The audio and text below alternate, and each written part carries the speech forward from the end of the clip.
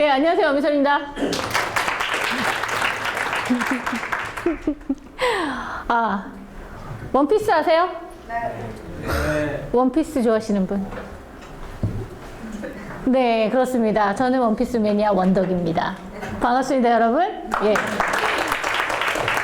원피스 25권 중앙을 딱 펴면 이 그림이 나옵니다. 25권이에요. 여기서 원덕인 거 티나죠? 그죠? 원피스 25권 중앙을 딱 펴면 이 그림이 나옵니다. 이 그림은요, 제가 제일 좋아하는 에피소드, 하늘섬 에피소드의 시작이에요. 하늘섬 에피소드 어떻게 시작되냐면, 어느 날 일행이 그냥 항해를 하고 있는데 갑자기 하늘에서 배가 뚝 떨어집니다. 그걸 발견을 하고 일행이 저 위에도 바다가 있겠구나 라고 생각을 하고 그럼 우리는 하늘바다로 간다. 목표를 설정을 하고 그리고 결국은 하늘바다로 올라가게 되죠. 그 첫 장면이에요. 배가 떨어지는 장면. 근데 거기에 이런 나레이션이 나오죠. 인간이 상상할 수 있는 모든 일은 언젠가 실제로 일어날 수 있는 일이다. 저 아닙니다. 물리학자 윌리 카렌의 말이에요. 멋있잖아요, 이 말? 그죠? 네. 자, 그럼 볼까요? 이 그림들은 100년 전에, 100년도 넘었죠. 1900년에 어떤 초콜릿 회사에서 100년 후의 세상을 상상을 하면서 그렸던 일러스트들이에요. 초콜릿 포장지들이요. 근데 그때 상상했었던 것 중에 지금 보시면 앉아만 있어도 길이 자동으로 가는 것들, 그리고 기차에 실은 집이 자동으로 움직이는 거, 바닷속 탐험, 이런 것들이 쭉 나와 있죠. 볼까요? 우리 무빙워크 있죠? 그죠? 또 캠핑카, 그죠? 실제로 집들이 움직이잖아요. 그리고 실제로 바닷속 들어가서 이렇게 관광하잖아요. 관광용 잠수함, 1인용 비행기 나오고 있죠. 그리고 우리는 매일 흔하게 뉴스를 봅니다. 자, 그리고 아직 나오지 않은 게 있죠. 지금 보고 계시는 건 날씨 조정기예요. 근데 아직 날씨 조정기는 아직까지는 없습니다. 있었으면 오늘 비 안 오게 했을 텐데, 그쵸? 안타깝지 않나요? 자, 이렇게 100년 전의 상상들이 지금은 대부분 현실이 되어 있습니다. 왜죠? 왜냐면 인간이 상상하는 모든 것은 언젠가 실제로 일어날 수 있는 일이거든요. 자, 그러면 이 영화를 한번 볼게요.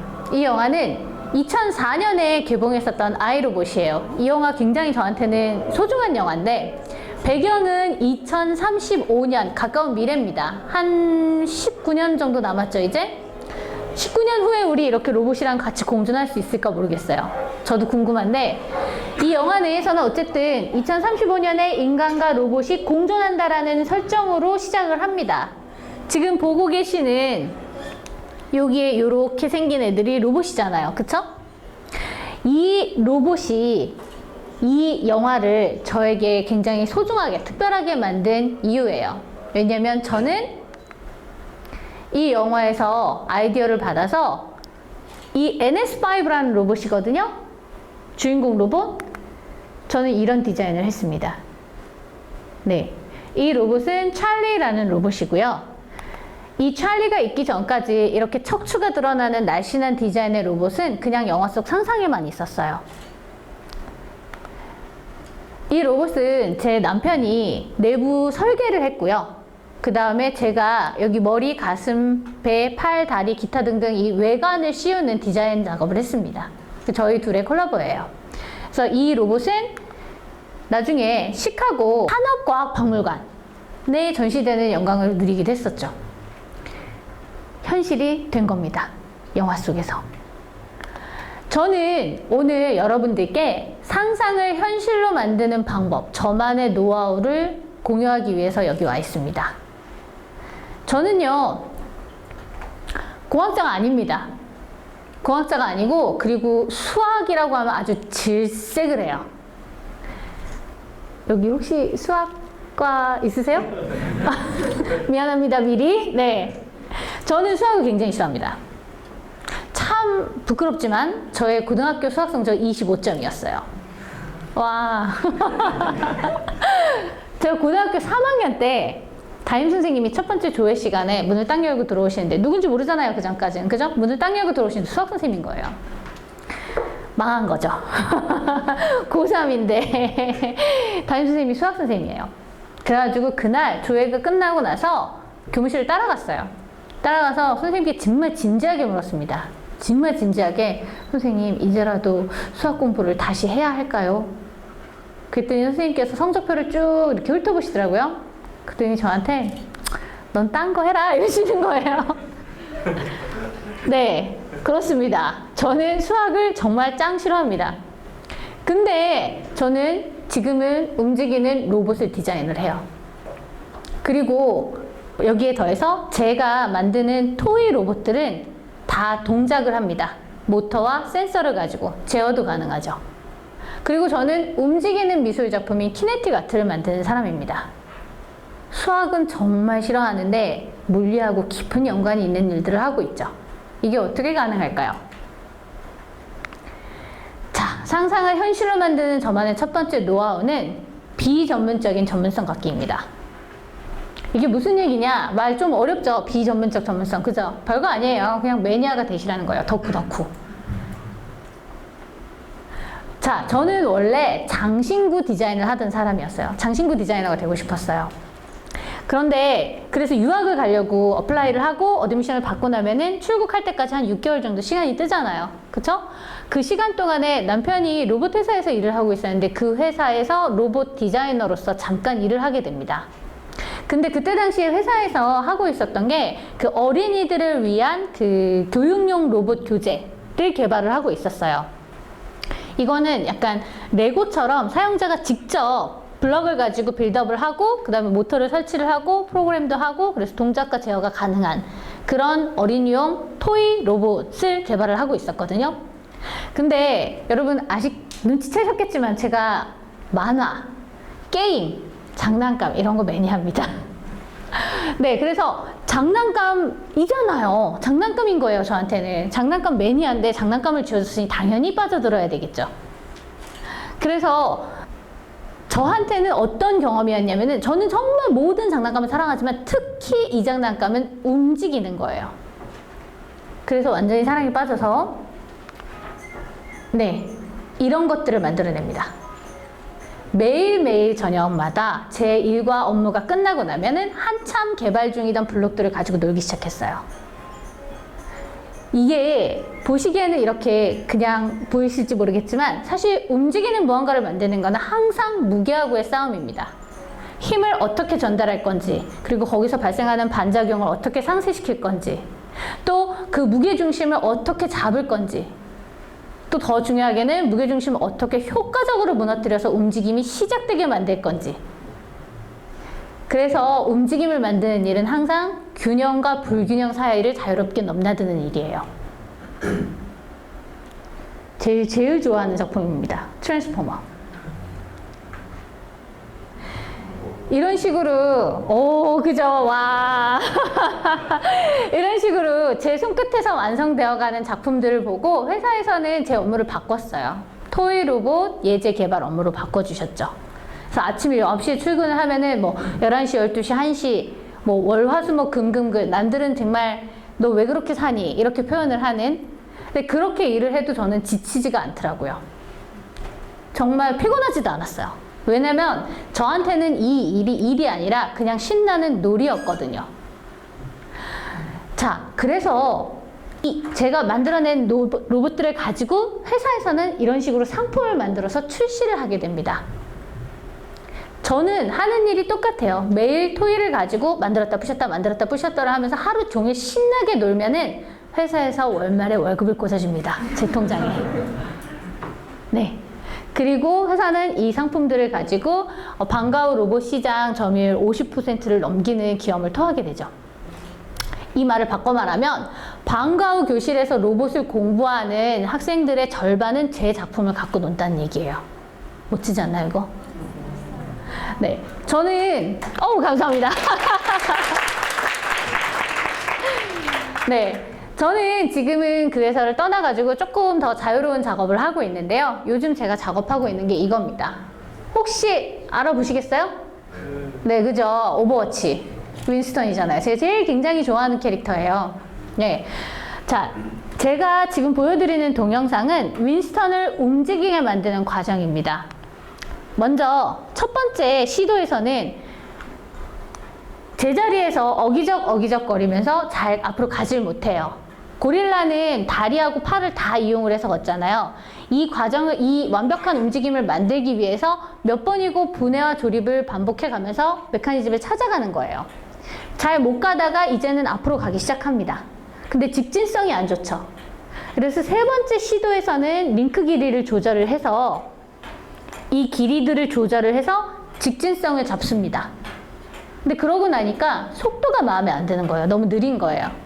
그래서 네 번째 마지막 4차 시도에서는 링크 길이를 또다시 조정을 합니다. 그래서 속도를 올리는 거죠. 저는 이 과정을 무한 반복하면서 제가 원하는 메커니즘을 구현할 때까지, 가장 완벽한 메커니즘을 찾을 때까지 그 저만의 길을 갑니다. 자, 장난감이라는 비전문성을 통해서 설계라는 전문성을 갖춰 나가는 거죠.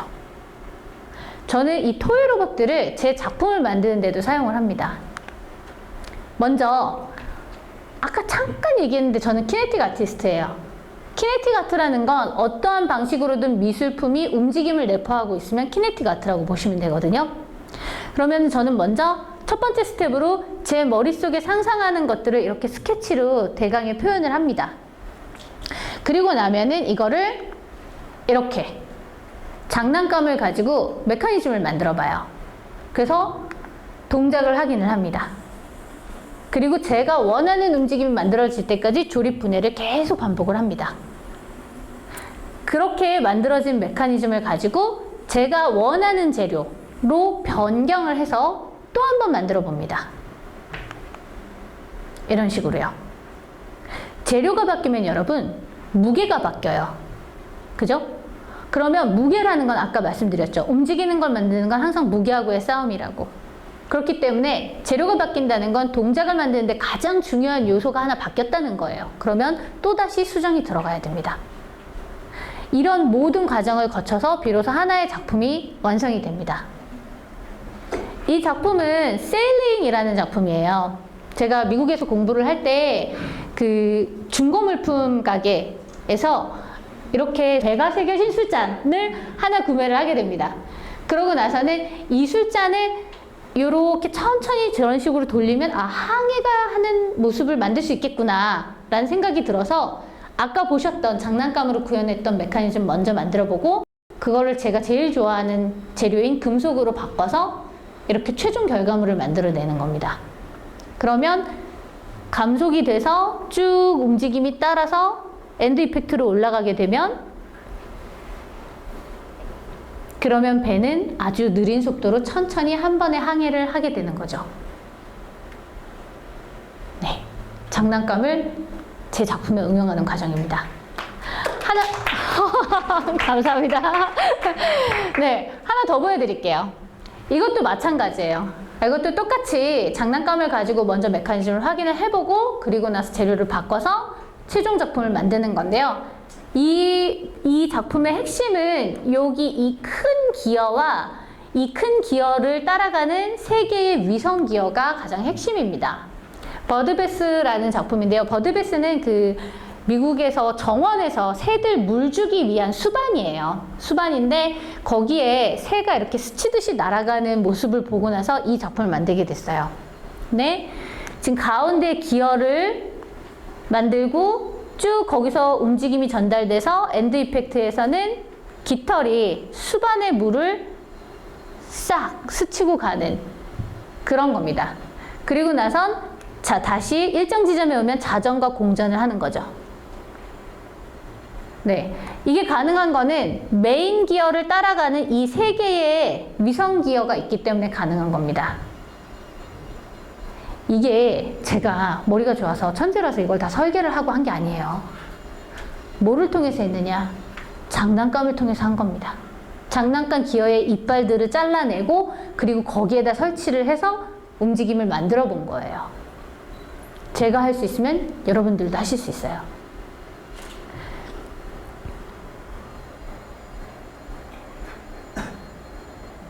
네, 이렇게요.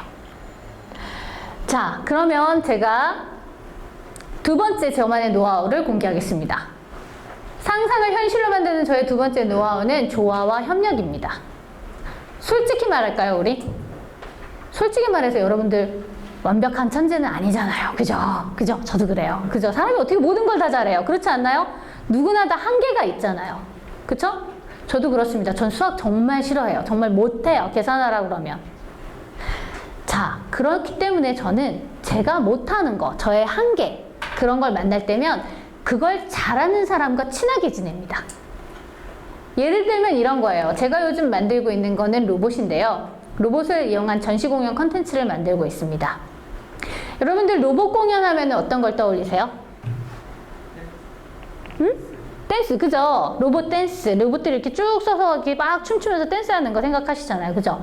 저는 이걸 조금 뛰어넘어서 로봇하고 관객이 직접적으로 인터랙션이 가능한 전시를 만들고 싶었어요. 그냥 춤추는 거 보는 게 아니라 직접적으로 교류할 수 있는. 마치 어린이 동물원처럼요. 어린이 동물원에서는 양, 뭐 염소, 뭐 오리, 토끼 이런 것들을 관람객인 어린이들이 가서 직접 만져볼 수 있잖아요. 그래서 이 과정을 통해서 어린이들은 동물과 유대감, 친밀감들을 형성할 수 있습니다. 그렇죠? 저는 이러한 모델을 로봇도 따라갈 수 있을 거라고 생각을 했어요. 그래서 HRI라고 표현을 하는 Human Robot Interaction이라고 표현을 하는 그것을 극대화할 수 있는 공연을 만들고 싶었습니다. 자, 제가 상상하는 공연에서는 이렇게 됩니다. 먼저 로봇이 주인하고 1대1로 매치가 됩니다. 그리고 나면은 마치 아기 오리가 어미 오리를 따라다니듯이 주인을 졸졸 따라갑니다. 관람객을 졸졸 따라다니는 거죠. 그러고 나면은 관람객들은 이 로봇과 함께 극 중에서 여러 가지 게임을 통해서 같이 뭐 미션을 수행을 하면서 직접적으로 극의 일부가 됩니다. 재밌을 것 같지 않나요? 네. 저는 근데 문제가 있었어요.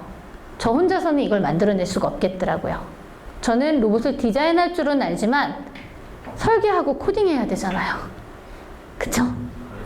그래서 저는 저의 상상을 실현시키기 위해서 이 톨복숭이 로봇을 만들기 위해서 여러 분야의 전문가들과 같이 일하고 있습니다. 먼저 털복숭이 로봇을 만들기 위해서 무대의상을 전공하는 친구들이랑 같이 일을 하고 있어요.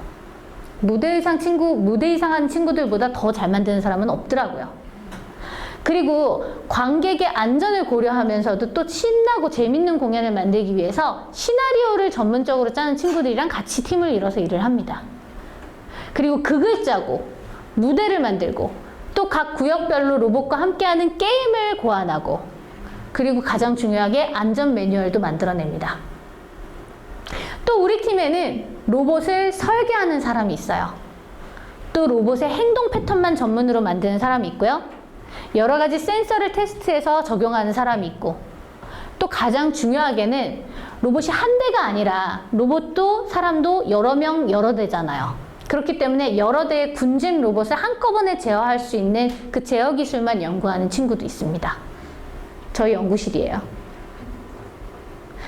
저희는 털복숭이 로봇들과 관객들이 한데에 어우러지는 공연, 그 저의 상상을 현실로 만들기 위해서 여러 분야의 사람들이 모두 조화롭게 협력하고 있습니다.